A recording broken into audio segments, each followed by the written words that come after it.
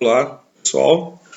Bem-vindos aí para mais um dia de estudos aí da nossa disciplina de Introdução ao Antigo Testamento. Vamos dar sequência aí ao capítulo 3 do livro do Archer, Merece Confiança no Antigo Testamento. O capítulo 3, os manuscritos hebraicos e as versões antigas. Eu já comecei na última aula a explanação desse capítulo, tá? Vamos prosseguir. Como eu já havia falado, no Antigo Testamento tem 929 capítulos, e a maior parte dessa parte da Bíblia tem pequenas porções aí de aramaico. Porções que tem em Daniel, capítulo 2, verso 4, até o capítulo 7, 28, verso 28, e depois dois trechos de Esdras, capítulo 4, 8 a 6, 8, até o 6, 18, e do 7 ao 12, 7, capítulo 7, verso 12 até 26, e um versículo de Jeremias, capítulo 10, verso 11. Todos esses textos, olhem bem, eles foram escritos em aramaico. Bom, os principais manuscritos que são a base das versões bíblicas são o texto massorético, né? Já apresentei para vocês, é o texto que contém vogais, tá? Esse texto aqui tem uma parte aqui, ó. Esse texto, né, da gramática, esse texto aqui, para me ver que ele tem as vogais. As vogais são os pontinhos que vocês estão vendo aí, ok? Essas vogais foram colocadas posteriormente no texto hebraico, os massoretas aí, terminando no início do período medieval, por volta do século V, depois de Cristo. Esse texto consonantal padrão é conservado, pontuado e anotado pelos estudiosos judeus durante todo o período medieval. O mais importante texto massorético, manuscrito massorético que nós temos é o Códice de São Petersburgo e o Códice de Alepo. Esses códices, esses manuscritos, né, foram elaborados aí por volta do século X depois de Cristo. Lógico que o que predomina aí é o texto massorético. Convém ressaltar e relembrar o passado, o Pentateuco Samaritano, é um texto, uma versão importante para nós estudarmos aí o Antigo Testamento. A Septuaginta, a famosa versão da Bíblia em língua grega, versão feita no norte do Egito, em Alexandria, pelos sábios judeus. 72 anciões, em 70 dias eles fizeram a versão da Bíblia. Essa da Septuaginta, o que é mais importante aí, deve ser mais fiel, é os 5 primeiros livros da Bíblia, né? Inclusive os livros que nós temos das nossas Bíblias foram retirados da Septuaginta. E Gênesis, Êxodo, Levítico, Número e Deuteronômio são nomes que os judeus que falavam grego deram aos 5 primeiros livros da Bíblia. Em hebraico eles vão ter outros nomes, né? Por exemplo, a primeira fase que está lá no primeiro versículo de cada um dos 5 livros. No princípio, estes são os nomes, no deserto, estas são as palavras. Então, abre aí no livro Bereshit, ou no princípio. É assim que é essa divisão aí no texto hebraico, tá? A versão siríaca, que vocês... essa versão siríaca se aproxima muito do texto em aramaico. Então, nós temos targums aramaicos. Quando os targums foram feitos? No período pós-cativeiro babilônico, os judeus que voltaram, né, resolveram voltar para Jerusalém, eles tiveram que... eles voltaram falando no aramaico. Lá na Babilônia falava o aramaico. Então eles não sabiam ou esqueceram o hebraico. O hebraico tanto foi na Babilônia, como tem sido praticado no decorrer da história, a língua só do ambiente religioso. Os rabinos chamam o hebraico de Lashon HaKodesh, que significa o idioma sagrado. Mesmo hoje o hebraico moderno, eles não têm, por exemplo, ele não é igual ao hebraico maçorético. Os caracteres são os mesmos. Por exemplo, o hebraico moderno tem vogal dos sinais maçoréticos, né? Não tem os sinais maçoréticos e o cotubico permanece. Poder fazer uma diferença entre a linguagem secular e a linguagem religiosa. Tá? Voltando lá aos judeus que voltaram da Babilônia, como falava só aramaico, né? E quando chegava lá no serviço, lá na sinagoga, momento de culto, lá eles não entendiam o que estava sendo pronunciado pelo sacerdote. Então eles pediam Lashon HaKodesh.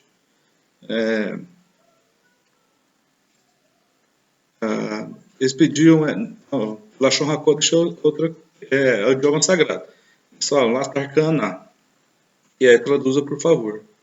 E vem a palavra Targan, interpretação, e a derivação dela vai ser interpretar em aramaico Targum, que significa interpretação. Então, os Targum são textos em aramaico, são comentários explicativos dos o texto bíblico interpretado por rabinos. Tá? Além desses textos citados, existem outros textos aí que são valiosos e são frequentemente comparados ao texto maçorético. Então, para que a gente possa fazer um bom trabalho de análise, de crítica textual, é bom a gente ter o domínio aí desses manuscritos. Assim a gente vai falar sobre os achados do Mar Morto, tá?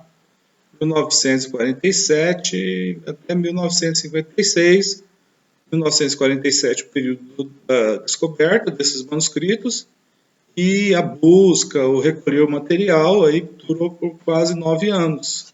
O Mar Morto, as margens do Mar Morto, tem várias cavernas que se formaram naturalmente no decorrer do tempo, porque ali é região de pedra calcária dura, né? Então ela fica oca com facilidade.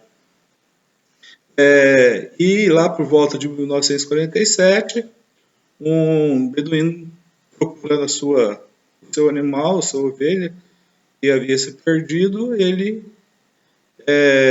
o cabra, né? Ovelha ou cabra, não é muito bem o animal. Aí ele se depara com essas cavernas às margens do Mar Morto, depara com essas descobertas, daí ele vai e joga pedra lá dentro e escuta vasos quebrando, né? Jogava uma pedra, vasos quebrando, tá?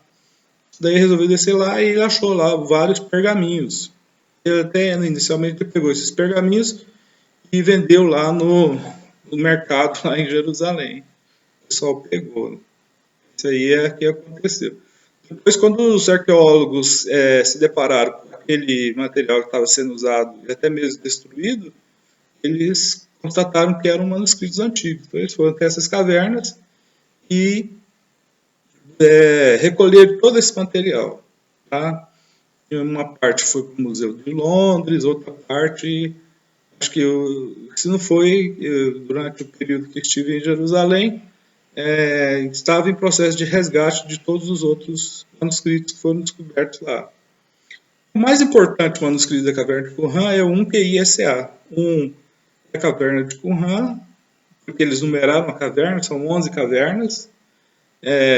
O Q é Qumran, o IS é Isaías, e o A é o mais importante.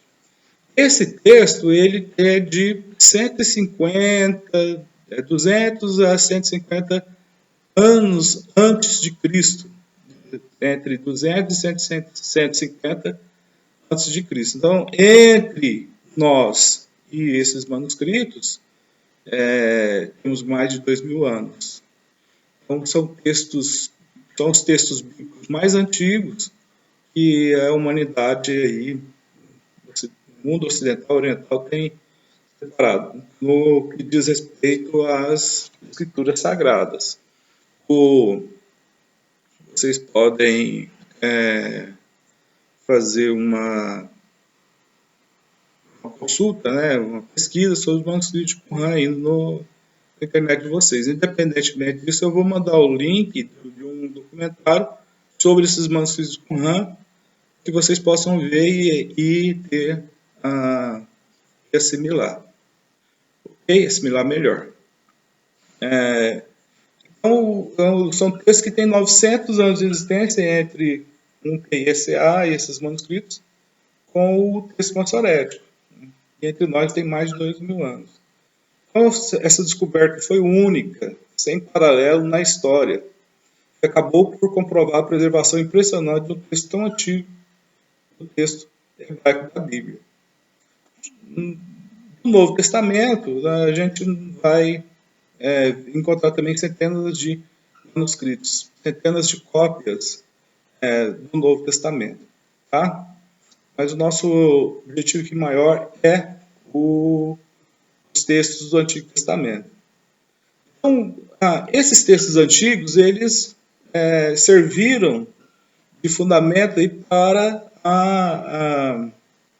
editar, para publicar a famosa Bíblia Hebraica Estudo de Cartência, BHS, tá?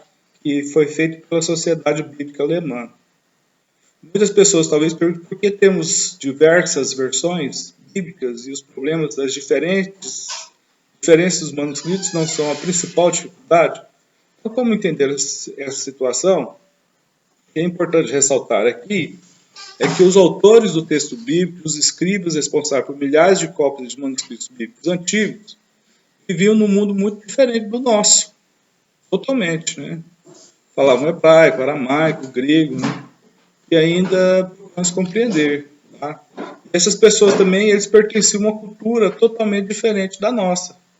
Eles não tinham a mesma cultura, muito diferente, não redigiam o texto conforme a expectativa moderna.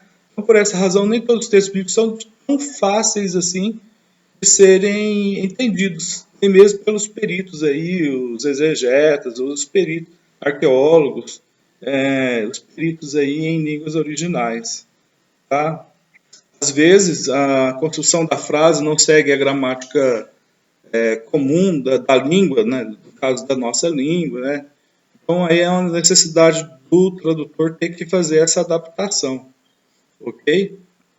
A divisão das orações do texto maçorético nem sempre é consenso entre os estudiosos. A pontuação maçorética nem sempre tem aí a pontuação muito difícil, são 48 pontos.